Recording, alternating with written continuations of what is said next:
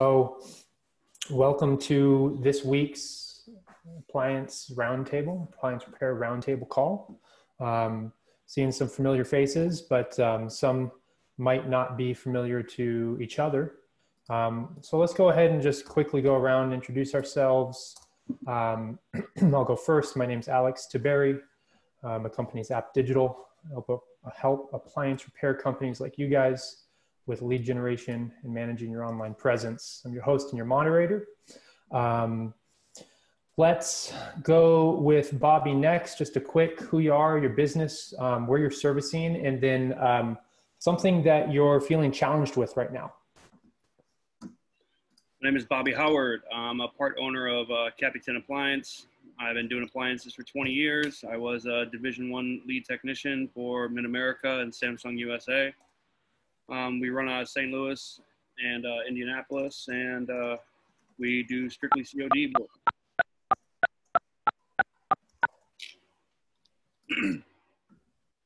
Cool. What's something that you're trying to tackle right now? What's a challenge that you're faced with at the moment?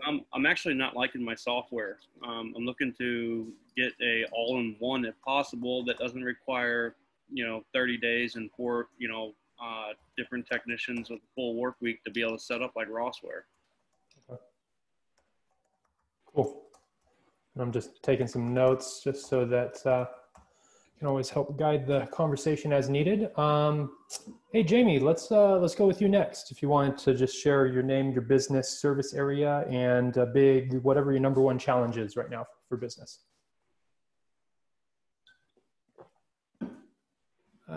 We have you muted. Let me see if I can unmute you, Jamie. Is it better? Yes, sir. Okay. I'm Jamie. I run ActFast Appliance Repair. We run out of pretty much Chicago. Honestly, just our big concern over here is like Bobby was saying, a little bit the software issue, as well as like before, we're having the issue with still trying to hire someone. You can't get good. You just can't get good help. Cool. Mark, over to you, sir. We've got you muted. Let's. There we go. Got me? All right. Mark's Appliance, 36 years in, suburb of Cleveland. Problem is keeping up with the demand. There's too much work and not enough me, and I got to start delegating stuff out.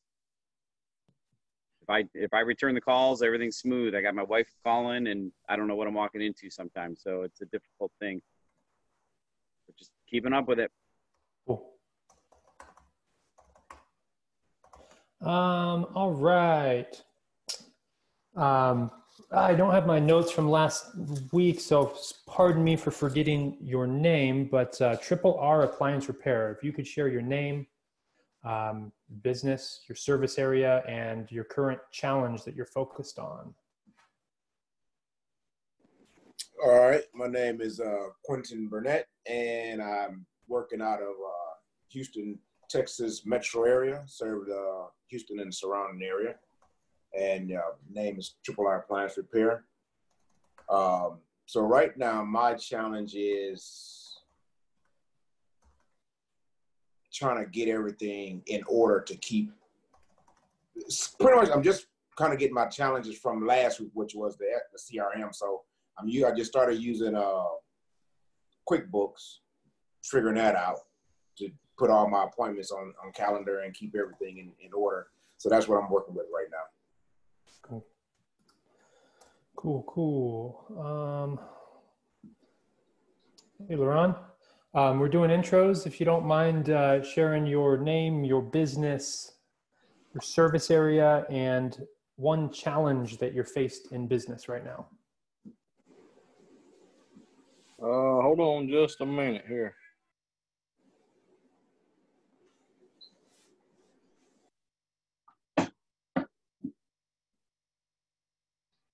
All right, can you hear me? Yes, sir. This is my name is Laurent Locklear. I do this part-time. I work a full-time job. I got 3.5 years to retire from a state job. I'm only 49, so I'll be 52 or 53. And I get maybe 5 or 6 calls a week. I just got a call today, and ice maker, talking to a lady at church. You know, my biggest thing is learning the sealed system. Cameron, be quiet. That's my biggest challenge, the sealed system. I'm still learning. You know, it's a learning curve. Probably like Mark, you know, he's been in 36 years and he's still learning. But that's probably my biggest challenge. I'll probably say this, the sealed system deal. Great. Thank you. Hey, Andrew, if you don't mind unmuting yourself and just sharing with the group, you know, the business you work for, service area, and whatever challenge you're faced with. What's at the top of your mind, challenge-wise?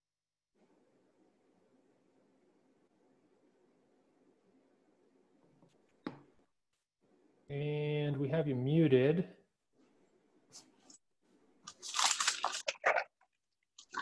All right. Let's go ahead and just keep it moving. Cynthia was just sharing in the chat that she is studying and she hasn't started yet, and that she's in HVAC currently. Cynthia, if you'd like to unmute yourself and introduce yourself to the group, feel free to do so.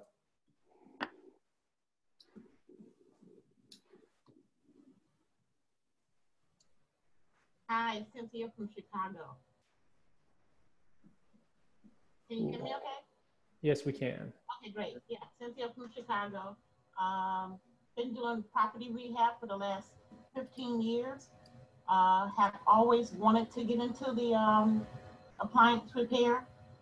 So I looked up and found the group there, and everything has been moving forward, upward since then. It's great. Great.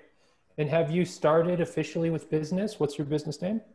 I did start my business, 360 Heating and Appliances. Most of my things lately have just been, you know, word of mouth, people who know that I do the work, but nothing officially commercial. Okay. Mm-hmm. And what would you say your biggest business challenge is at the moment? Organization. Okay. Yeah, organizing calls. I'm learning a lot from Miss Ward about how to properly position yourself, you know, on a daily basis, weekly basis. So I'm learning a lot from her right now, getting good tips. For organization would be the biggest challenge. Great. Thank you for sharing. All right, let's see. Terrence, welcome to the call. We're just wrapping up the introductions. If you didn't mind unmuting yourself and sharing with the group who you are, your business, where you service, and any particular challenge that you're trying to tackle right now.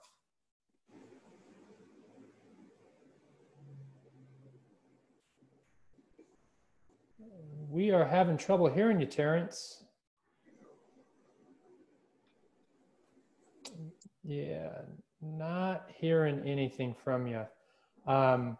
Maybe take a look at the audio settings in Zoom, but if you wanted to drop a message in the chat, I'll definitely relay it to the group. I see that we have a Skin E on the call. If you'd like to unmute yourself and introduce yourself to the group, please feel free to do so.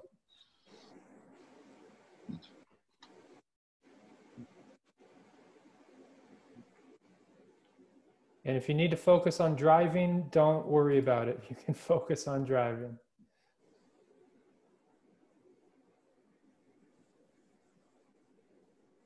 All right, it looks like we're having some audio issues, and I'm not sure. I see you're unmuted, but we're having some audio issues. All right, so let's go ahead and get things kicked off. Thank you, everybody. I've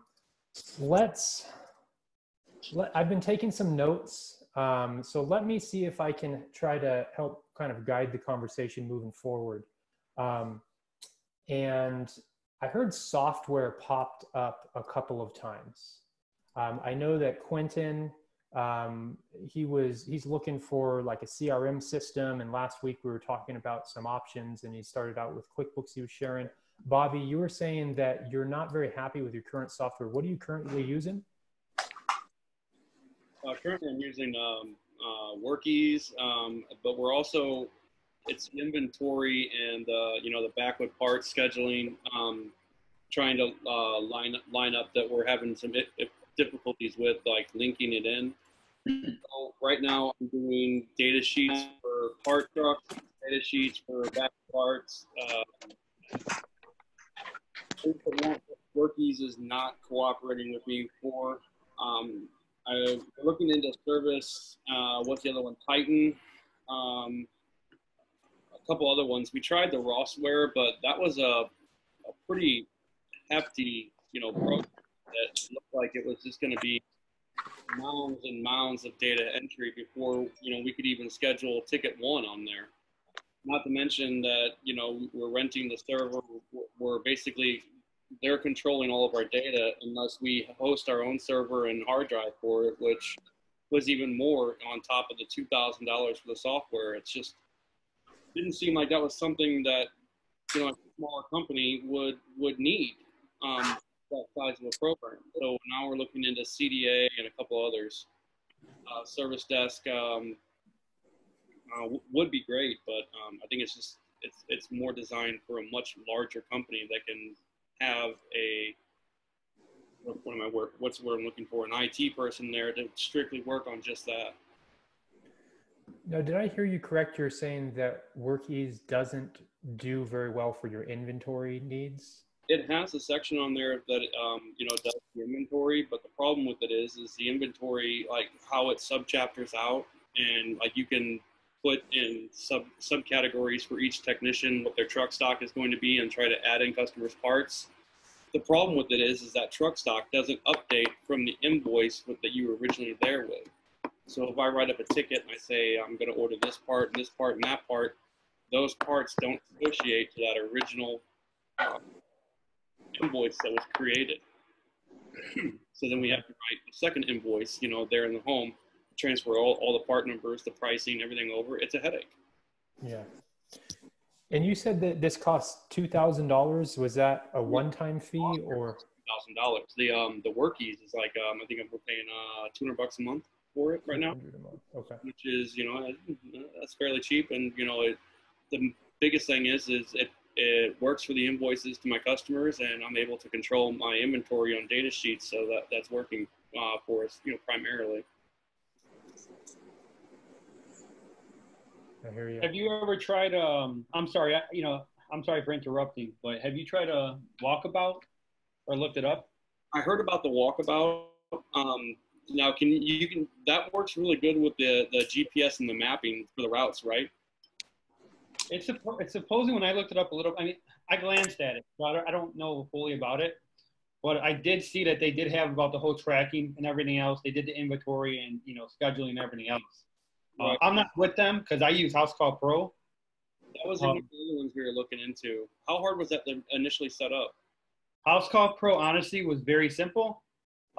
It's actually a great program, but my issue, the reason why I'm actually looking to switch over is because they don't offer anything for inventory.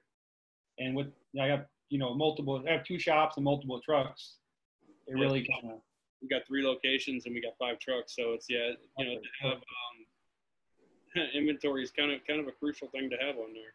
Yeah. So yeah, we're pretty much in the same boat, and it's like you said, inventory is everything. Right. So I'm gonna keep looking more into it, but it won't hurt to maybe look into it as well for yourself. It may help you. Yeah, no, we're experimenting with different ones. We had another one we tried. They gave us a free 2-week trial. The only thing we didn't like about it was like trying to set it up. It was like 2 different pages you had to go. One was the customer info. The second was, what you're going to do with that info. So, you would create a customer ticket, and then you would take that customer ticket and then turn it into a service ticket. And it was just like, you will have to do that with every single customer. That just is a little too many. We don't have time for that in the field. We need it all simple. Complicating a simple process. Yes. And what program was that? I'm trying to remember off the top of my head. It wasn't one I was, obviously I would have remembered it if I would have thought it was something worthwhile, but there's another one here locally in St. Louis. They're over in Town and Country, and it's called Service. That's what it is. I've seen them online. Yeah. So I'm looking into that one because if something doesn't go right, I can go knock on their door. You know. Yeah. Where are you at? St. Louis? Yeah, St. Louis and Indianapolis. Okay. I got a question for you, Jamie. Can you hear me? Yeah, I hear you. So you said you use House Call Pro. Now, Yeah. I'm just a one-shop guy, so I'm not into the inventory scenario just yet. Now, on that House Call Pro, because last week they were talking about that, and I was looking it up, and I'm not sure if it was House Call Pro or something, but it was one that I was wanting to get. Is that the one that when you send out the notification to your customer that you're en route, that they can actually see where you're at? Is that the one? Yeah, that's it. It'll pretty much tell you like when you're starting. Yeah. Once you open up the call, you could just press start. It'll send a text message to the customer with a little link, and they'll just be able to click it, and it'll let them know where you're at. Okay, that's what I'm going to use, because I wasn't sure, because I wrote all these notes down last week, and I had a bunch of different ones that I wanted to look at. And I was looking at them like that. I got confused. Like, okay, which one was it that let the customer track you to where you at? Because that's the one I did look at House Call Pro, and I liked everything about it. So I think I'm gonna. It's very simple. I like it, but again, everything on it is great except the whole inventory issue. That's what really messes me up. Yeah. But if they had that, I think they'd be like, they'd be great. Now, just to clarify, a clarifying question, does House Call Pro not offer any sort of inventory solution, or they do and it's just chunky? They don't offer nothing. Okay. There's a new one coming out right now. You guys all know who Pulse is, right? Yeah, I've heard of them. Yeah, so a branch of Pulse broke away and became Nana Technologies. Have you guys heard of Nana? Nana? Yeah. I just started. Yeah, NA. Yeah, I work with them. That's one of my people that I work with. So that Nana software is supposed to be coming out, and it's actually supposed to have bulletins as well as truck stock, as well as everything on there. I know they said that they're working on that software, but they were given a pretty large grant on developing that. I'm gonna have to look into that, because I haven't heard that. Like I said, I do work with them. That's where I get a lot of my work from, is Nana, and they do have weekly meetings and like we're doing here. But it's always at a time when I'm busy with a customer, so I haven't really been able to see what was going on. But they have had a couple of meetings where they were saying, where they're going next and progressing from there. But I haven't been able to attend the meetings, because I'm always, at the time that they have the meetings, I'm always at a customer's house or something. So just curious, to kind of branch this into the next topic, you guys are saying that who was the one that was having difficulty with the sealed system?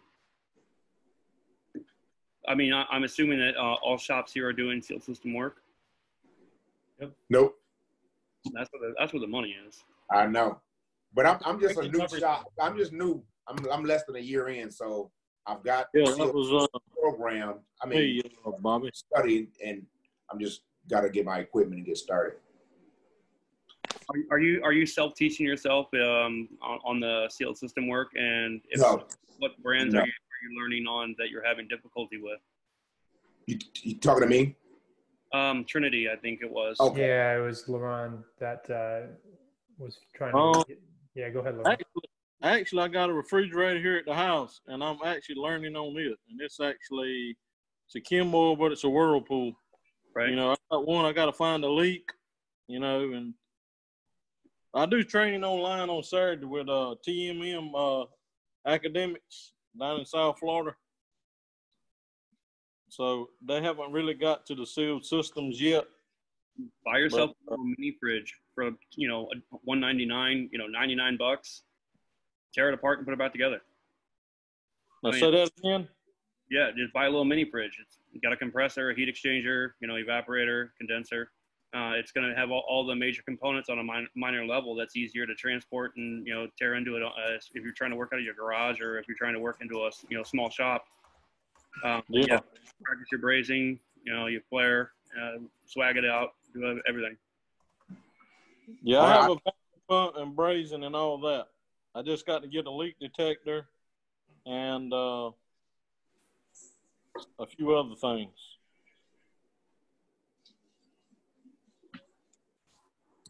Cool. And on the software note, there is a software that I've worked with called Razor Sync, RAZORSYNC. And I'm taking a look at their pricing. It looks like they definitely do inventory management. And it starts at $45 a month for 2 users. Up to 7 users is $135 a month. And they have different kind of levels of some add-ons. Like it looks like the inventory management would be an add-on for the first and second level.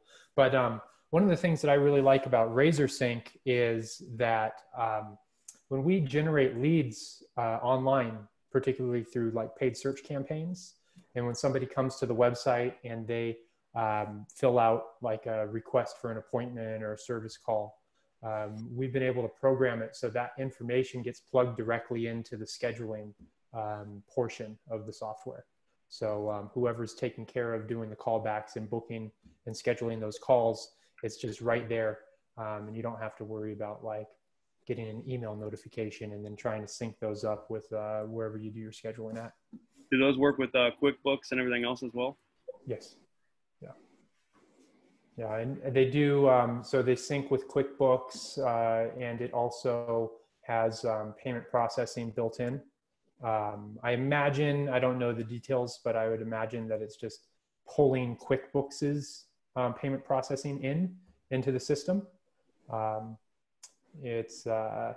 wish he was on here, but West Metro Appliance is the one who runs this software, and should try to get him on here sometime because he's definitely using it all throughout. I've definitely heard good things and experienced good things from the lead generation side myself. But yeah, anybody else have any experience with software that has a good inventory management function before we move on? I mean, coming from the larger companies where I used to work for, using the CDA and using the Rossware, I mean, those are big programs. They have a lot of additional add-on plugins, that work great for you. They do truck stock, they do inventory, they do, a lot of things, and quick links in there, they do work very well. The problem with it is that it's a big program and it costs a lot to run that program.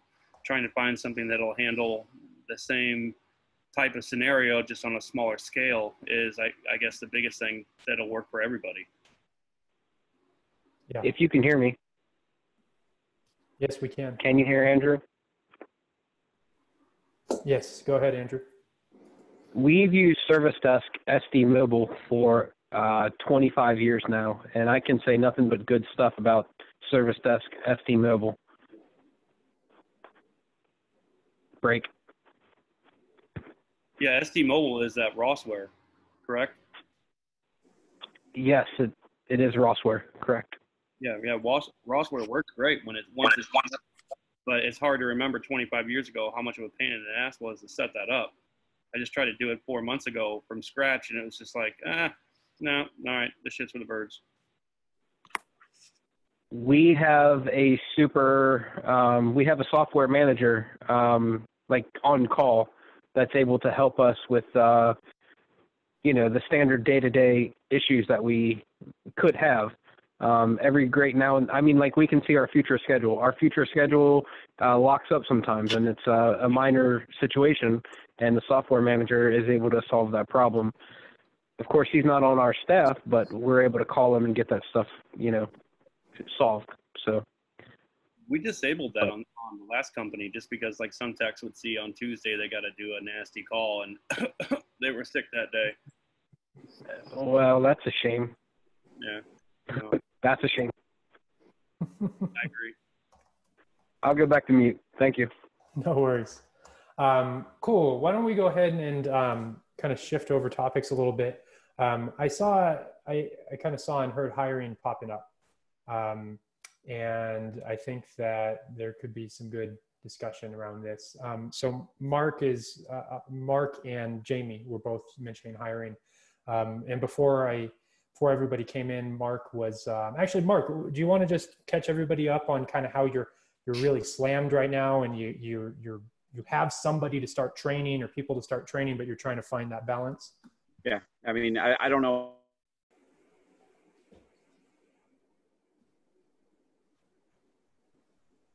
Did you freeze for anybody else? Yeah. Okay. So Mark was sharing that right now he's just totally slammed. He's running like 12 calls a day. He'd work 7 days a week if his wife would let him. He's just trying to keep up with demand. And he has his older son, and then shortly after, a second son that he's planning on training up. And it's just a matter of finding the time and figuring out how to find that balance between fulfilling the demand, but then also hiring. And Jamie, I know that you had brought up hiring also. Is that something that, I don't know, does that sound familiar to you? What are things looking like for you in that area? Can't find anyone. I mean, I got one of my buddies, he owns his own company in the south side of Chicago, and I got him running calls what he can for me.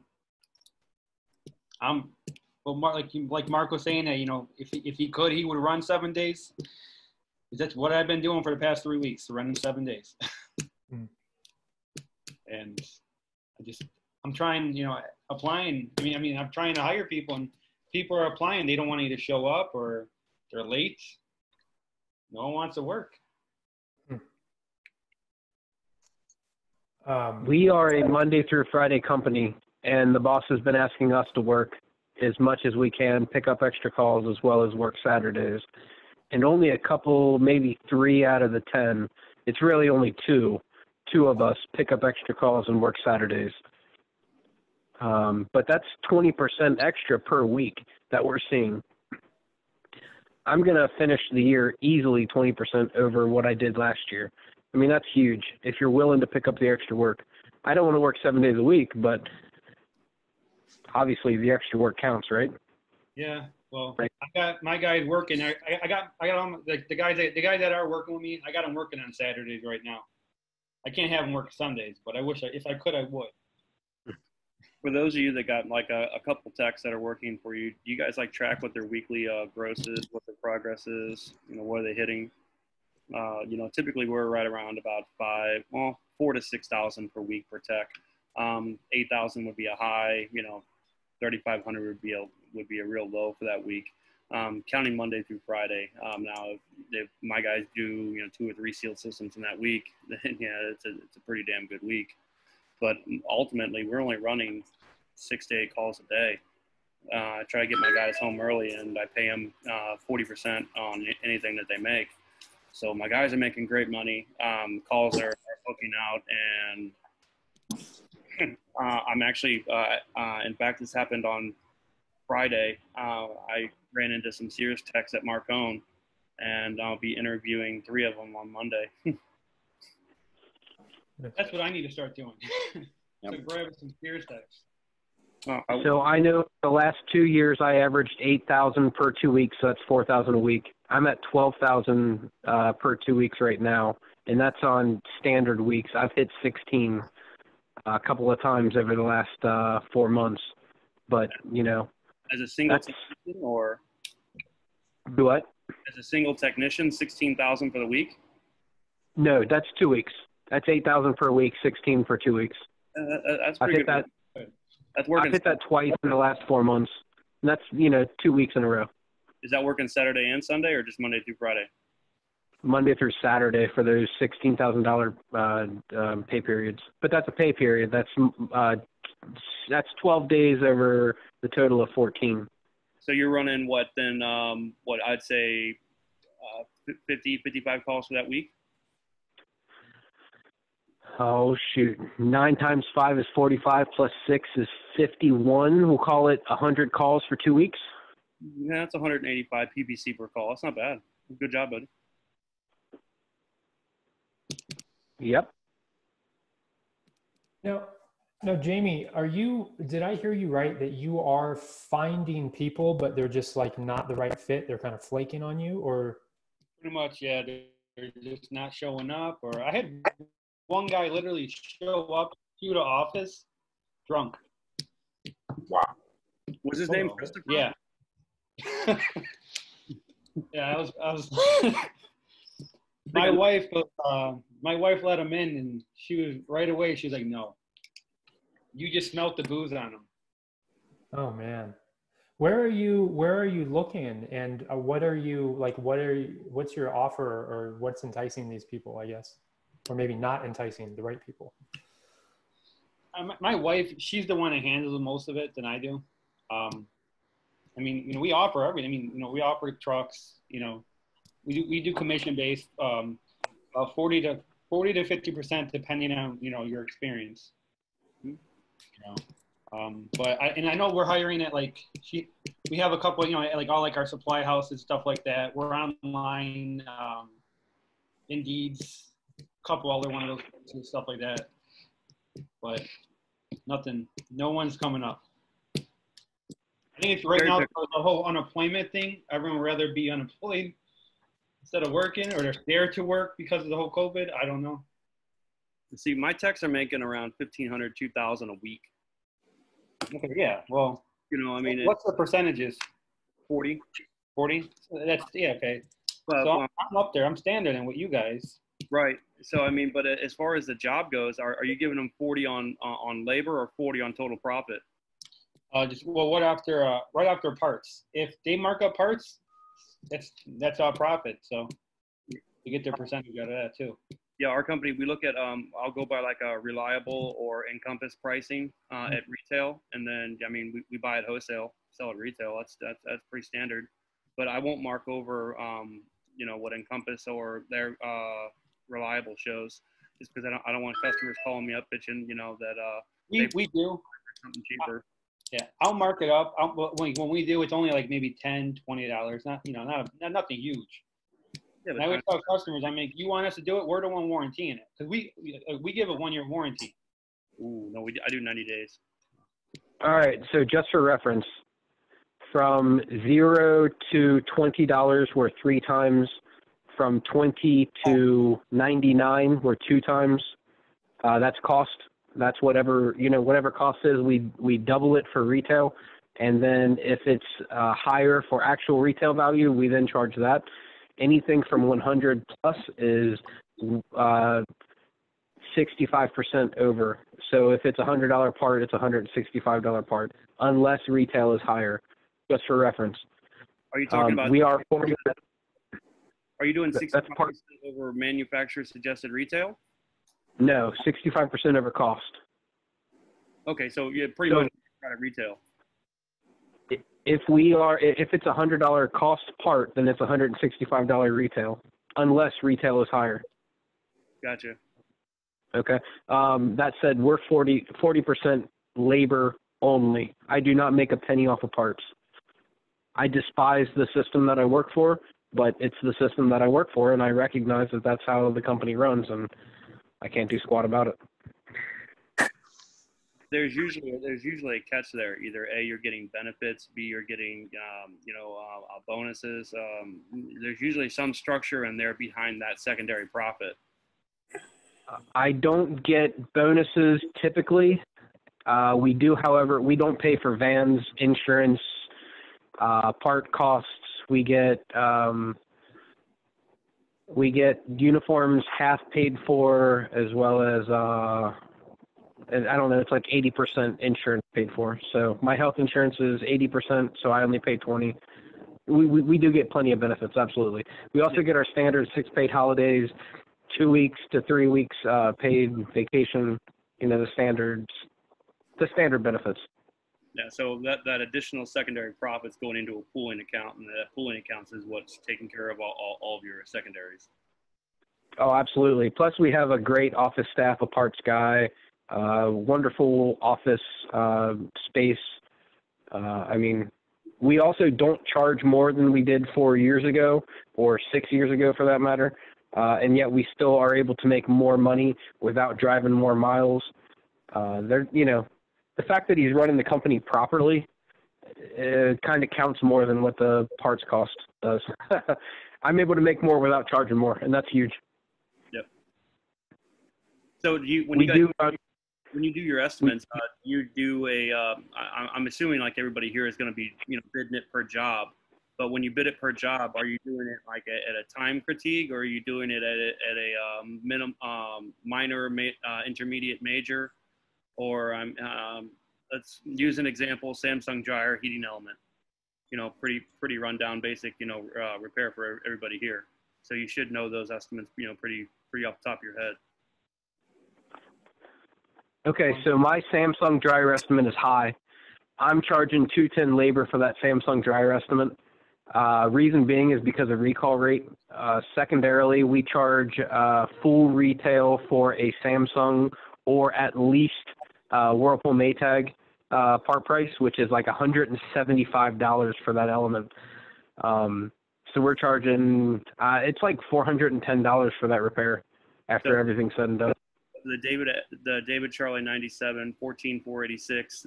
If you buy the whole encasing like that, that's going to retail at $165. You're pretty close on that one. If you do the David Charlie 47-00019 Edward, now you're dealing with the string element by itself, and that guy's only $40.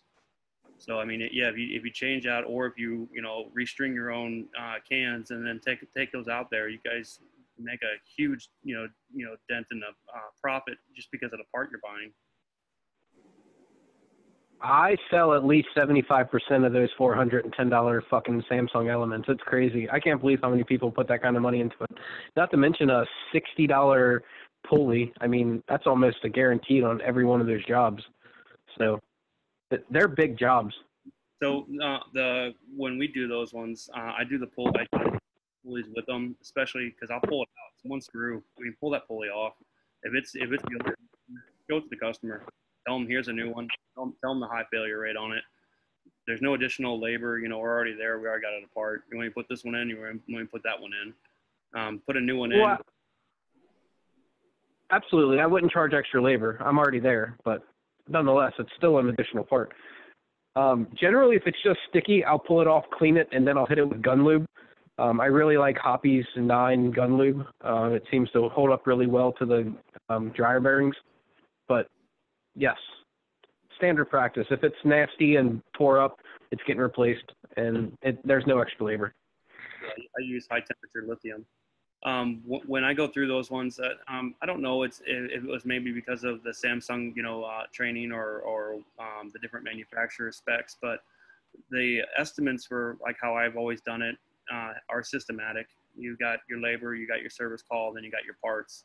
So prime example on that Samsung dryer, I mean, the part markup on there is you're going to sell the string element, you're going to sell the fuse, you're going to sell the idler pulley, and possibly a support roller. So your total parts doing it that way is going to be looking at, typically right around about $130. Your service call is going to be $75. Your labor is going to be $125, which is going to put you around the $340 area, where your part cost on that was maybe $50. So I mean, you're hitting your 185 PPC, that's our prime goal. As long as we're making 185 on that call, we're keeping an estimate under $350 for the customer, which is appealing to them. They'll have it repaired almost 95% of the time.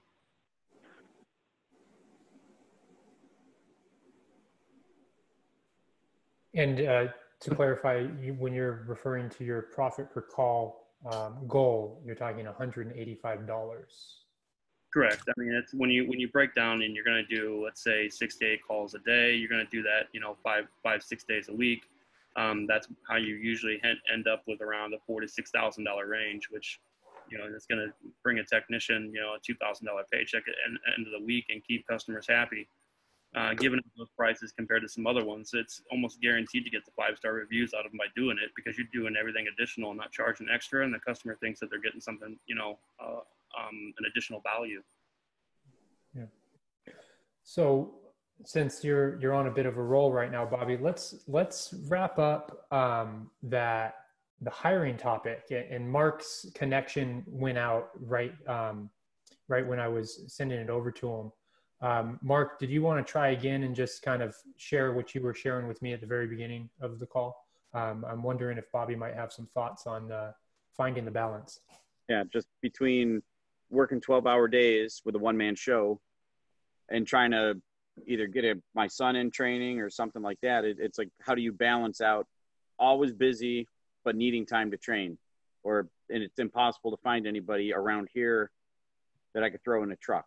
So it's pretty much start from scratch, or just I'm shrinking. I'm doing less calls just to not go crazy right now. You're a one-man show? Yeah. So starting off with when you're a single tech and you're trying to build onto that second branch, growing it from scratch, like training a new tech, a greenhorn, that's going to be pretty difficult because it's going to take time, like you're facing right now. Getting a seasoned tech and paying him whatever he wants. I mean, hell, go 60% just so you have peace of mind that he's going to go in there. He's not going to scratch a floor. He's not going to do anything. You're not going to take the call because it's you'll be elsewhere occupied doing your own calls, but you'll still be making a profit. Right. The question is I mean, doing the you have to value that profit versus time, and that's always going to be a juggle. For us, I'm wanting an Ironman crew. I do not want to be training a new technician. The time it takes, the mistakes that are going to be made, because they will. I mean, all of us were beginning techs at one point. How many, floors did you scratch? How many parts did you put in wrong? How many diagnoses did you not do correctly? And you got additional parts now you have to send back because you just didn't have enough experience on that particular brand that you were working on. It's going to happen. I mean, until they actually get notches on their belt, that's how they get those notches. It's the bumps in the road. But to answer it, try to do it like one every other day. Take them with you. The biggest thing I always do when I train techs is, the very first day you're fixing something. Hopefully it's going to be a dryer and not something that's going to take forever to do, or, have him, steaming out the evaporator while you're unboxing it and talking with the customer, or, get him to be carrying parts back and forth. Just getting his eyes on it and, getting some exposure where he's, able to see how units get tear apart and how the units get put back together. When you have a defective part, recognizing and showing him with a meter, here's what a bad part checks like. And with the good part, here's what a good part checks like. Explain the functionality of part and, how to identify it, quickly is, the key to, training a technician properly. Gotcha. Yeah, because I'm stuck between training him for real and just thinking I can make a lot of money off him quicker as a parts changer, but I would rather have him be able to diagnose it on his own and do it. So it's like, I'd love to just send him on Samsung, dryers every day. Just get him good on one product and then move to something else. That's kind of what I took him for like 2 weeks showing him everything. And I think I overloaded his brain. And, doing it that way, it's like, how's he going to ever do this when he sees me busting everything apart? Too much knowledge too quick, I think, is bad. It's kind of like the first time you worked on something, you move slow and patient, and took it down the steps. But training a fresh technician, yeah, I agree with that answer 100%. You don't want to, but that is going to be the realistic, timeline. Train him on dryers only. Have him and let him cherry pick. He's your son, so I mean, he's granted. He's not going to get fired too easily. Yeah. I mean, I could arrange it where I could do 5 dryers in an evening and just bang out dryers after 4 o'clock, and just because he's working part-time somewhere else. And that's my thought. Just hit him part-time, let him hit him, and then go from there. Right. My dad, when I first started doing this, was disabled. So I had to be, the legs for everything. And he always had a common, phrase he always gave me.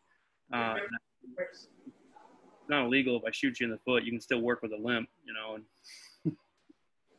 Nice. That's good. Hey, Terrence, you want to see if your audio is working?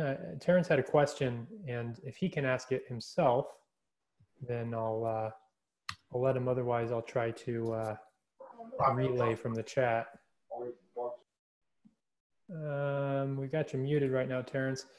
So while Terrence is playing with his audio, he had written out his little intro. He's just starting up his appliance repair company, TAC Appliance Service. Terrence, you want to give your audio a shot? Would that be like? Yeah, it's not working for some reason. But either way, he wrote that has an appointment with ServiceWorks at Marcone tomorrow, and he was wondering if any of you guys had any thoughts. ASA? Yeah, this might not work without his audio working. Tell him to type out his questions if he has issues with the audio. Yeah.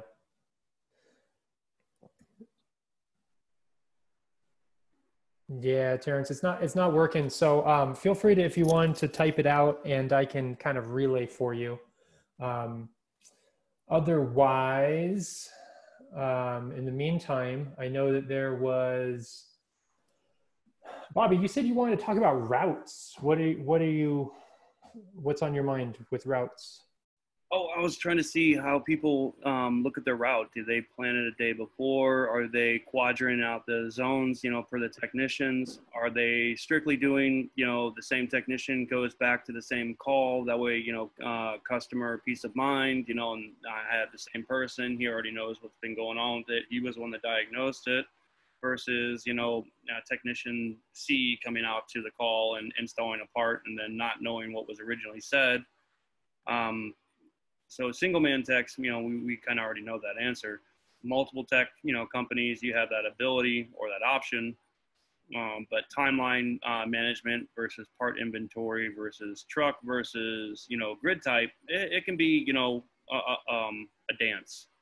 So one of the key things are, are you sectioning off, technicians to work in, specific zones?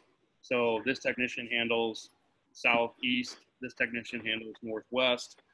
Based on where he lives. That way, he's a little bit easier to transit home, each night and knows that area better.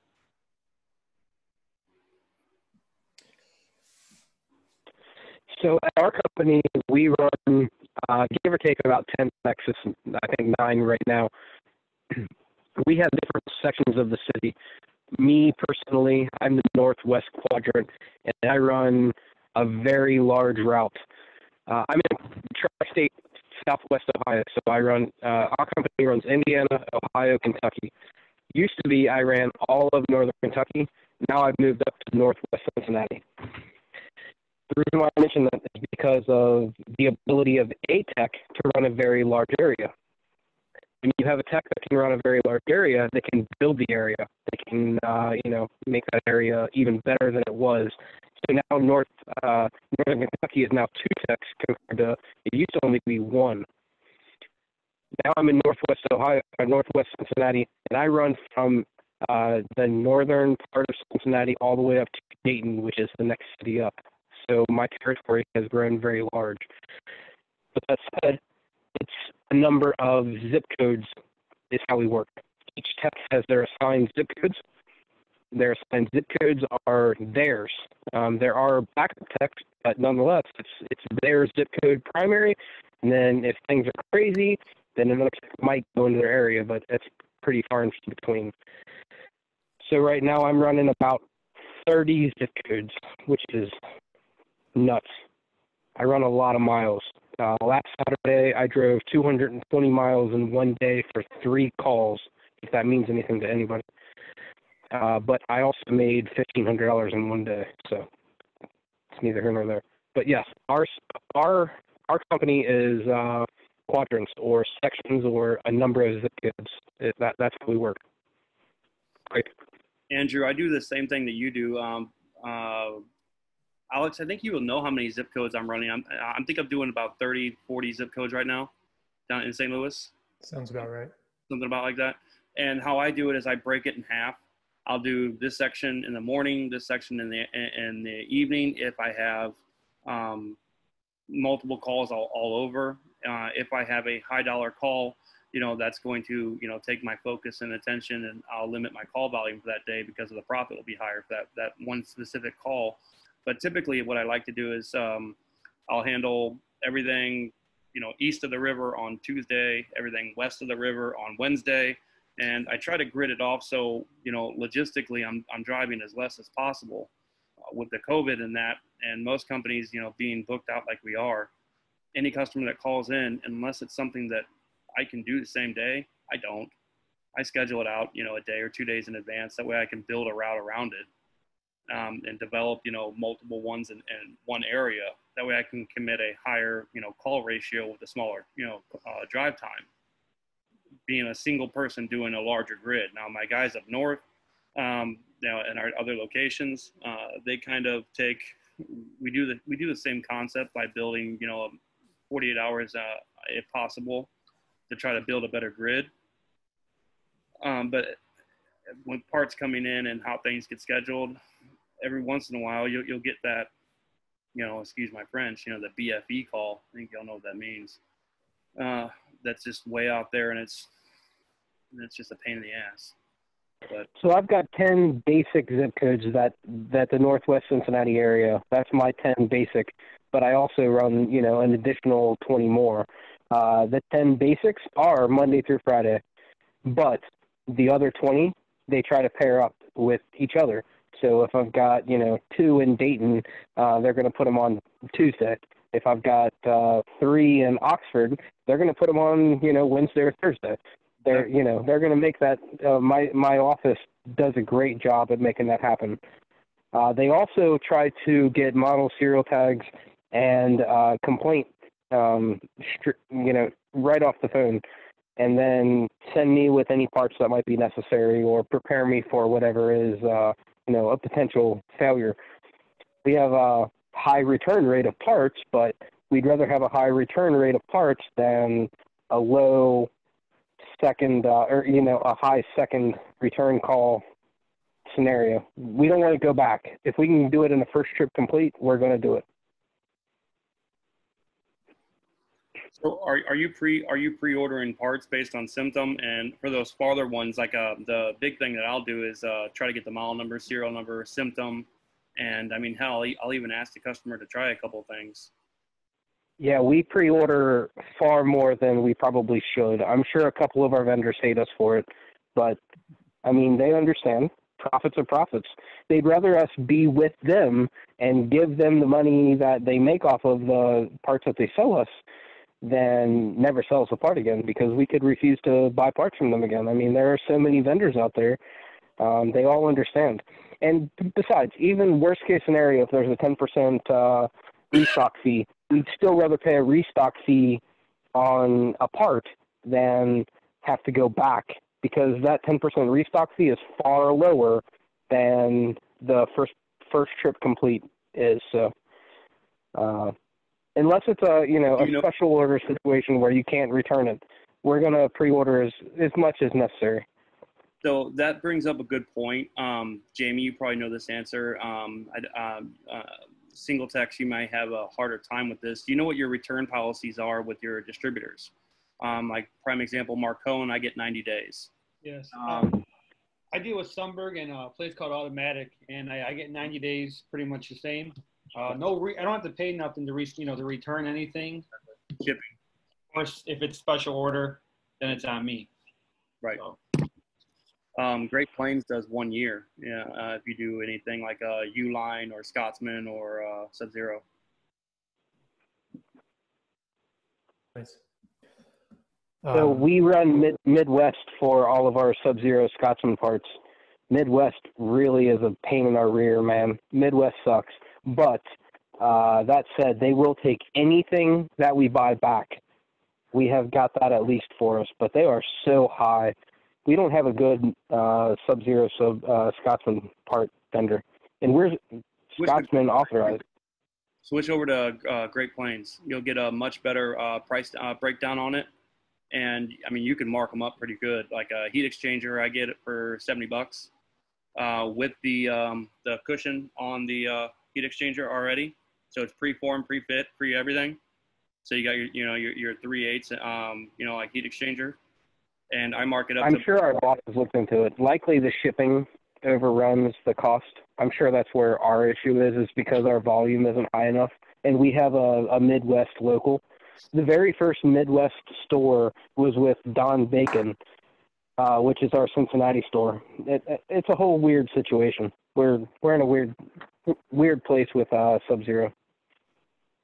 I like absolutely love working on the Sub-Zeros. That's kind of like one of those. Oh, Funny. We love Sub-Zero, but our direct competitor, it was the very first Midwest vendor. We were offered it. They were offered it. They took the deal. They are now Sub-Zero only. We are still 30 to 40 companies. So it's a weird.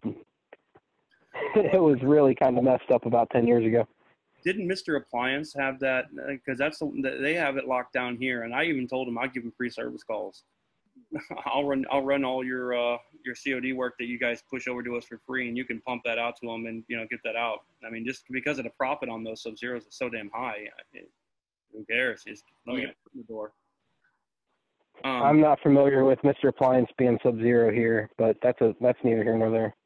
I don't think Mr. Appliance has any factory authorized service here in my area, but we're a pretty saturated area. Cincinnati is a relatively decent sized city, and I don't think Mr. Appliance has anything that I'm aware of. Indianapolis and St. Louis are like two totally different animals. Indianapolis, there are so many appliance distributors up there. You got Dayton, API, Reliable. It's a Jesus choice up there.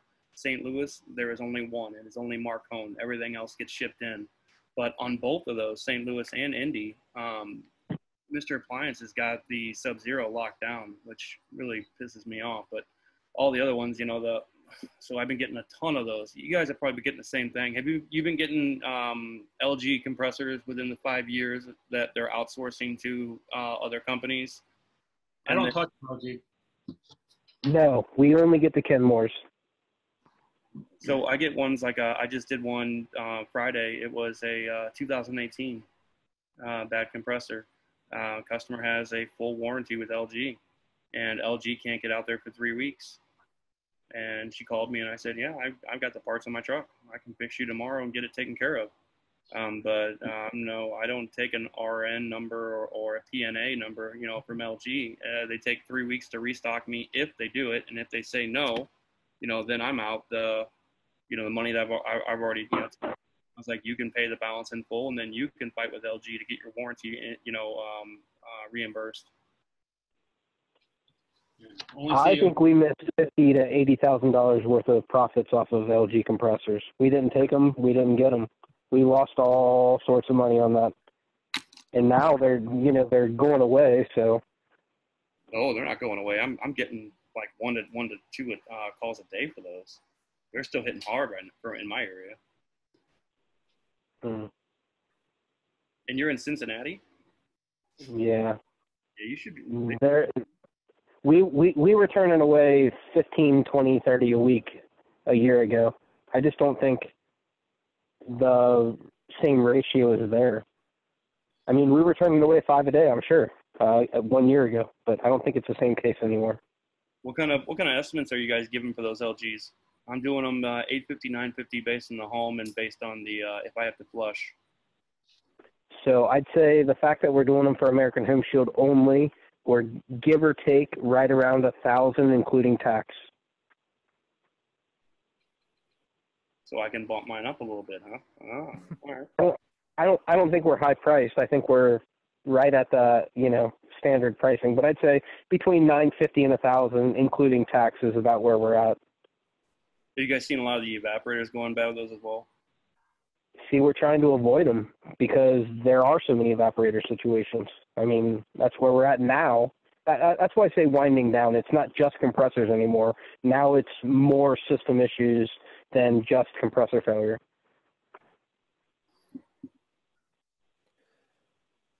Oh, I I hate to pull the plug on this conversation because you guys are on fire, but we're at the top of the hour. Go ahead, Bobby. Do that. It's kind of hard to. That was a good month. Holy I shit. can't see what you're showing us. Oh, that's You compressors. posted that on the website online. You like that?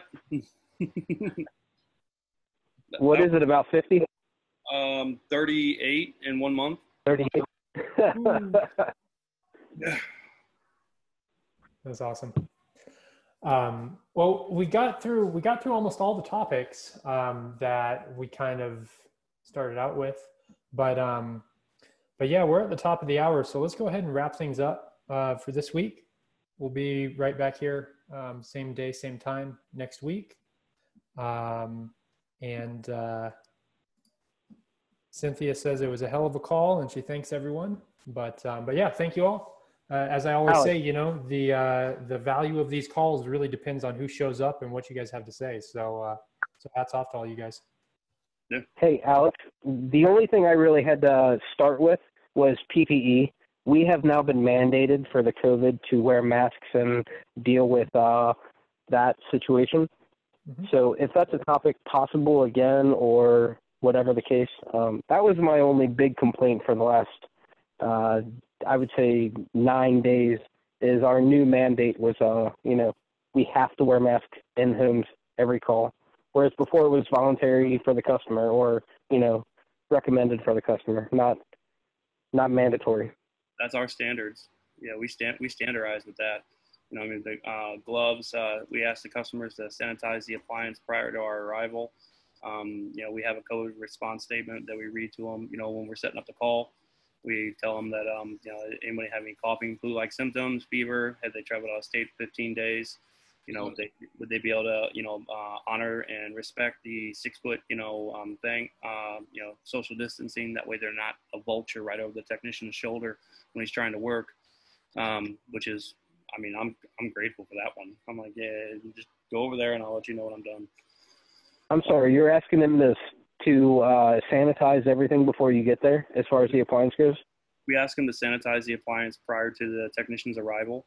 That way it protects the technician as well as the homeowner. When the technicians arrive, they will have masks on. We do the booties like you know, professional. We don't want to scuff their floors or anybody like that. The gloves, we use slides when we pull out the refrigerators or the stoves, you know, same concept. But yeah, I mean, that's our standard. We do that. Right on. I mean, after a week of doing it, you just get used to it, and that's what it is. We're in masks every day now, so I mean, that's our standard too. But you're going a little bit above and beyond what we do, so that's good to know. Well, inside of the first year and a half, 2 years that we've had this company open, we now have 3 locations, and I think that there's not many other companies that have as many 5-star reviews in the short time frames that we have. So inside of a year and a half of running, we have 255 stars already. So we rank up pretty quickly, but it's our standard. I mean, that's a service we provide to our customers, and our techs get paid to, you know, we pay them very well to do the job right, and we give the customer that in quality. Yeah. Yeah. And one thing that I'll just drop as we head on out, I forget where I've read this. I think I read this in a book called The E-Myth Revisited. It's just a revision of the E-Myth, and it's all about standardization and using standard operating procedures and standardizing your approach to both building and growing a business. And one of the concepts he talks about is a customer's first experience with a business is going to set their expectations moving forward. And think about it, like when you guys go through life, like getting your hair cut or going to a restaurant or something like that, working at or going to a doctor's office. It's like the first time, whatever you experience, that's how your expectation is going to be set, whether you realize it or not. And then you come back, it's a totally different, you had a great experience the first time, and then you go for your haircut with the new barber the second time, and it's totally different. Like, you know, expectations are everything. And when expectations don't line up with reality, people get frustrated, you know? My standard response to my company is doing these 5-star reviews. If you get a 5-star review from a customer, that's the reflection that customer had of your company. Now, when other people read that 5-star review, that's how the public has a reflection of your company. So yeah, every 5-star review, what they put down, what they keyword, you know, how they do it, even if it's a 1-star review, you know, how you respond to it, how fast you respond to it, your professionalism, that's how the public views your company. And with Google, you know, being on every cell phone out there, you know, it's not hard to look up. And that's usually, you know, your prime go-to, you know, they found you on Google. They saw that information. So yeah, I mean, you increase your standard of performance, and you will increase your COD work in a customer's view of your company.